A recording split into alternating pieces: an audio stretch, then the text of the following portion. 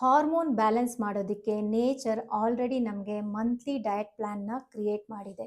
ಆದರೆ ನಾವು ಅದನ್ನು ಇಗ್ನೋರ್ ಮಾಡ್ತಾ ಇದ್ದೀವಿ. ಇದೇ ಕಾನ್ಸೆಪ್ಟ್ನ ಸೀಡ್ ಸೈಕ್ಲಿಂಗ್ ಅಂತ ಕರಿತೀವಿ. ಪ್ರತಿ ತಿಂಗಳು ನಿಮ್ಮ ಬಾಡಿ ಚೇಂಜಸ್ ಆಗ್ತಾ ಇರುತ್ತೆ. ಸೊ ಪೀರಿಯಡ್ಸ್ ಆದಮೇಲೆ ಓವ್ಯುಲೇಷನ್ಗೆ ರೆಡಿ ಆಗ್ತಾ ಇರುತ್ತೆ.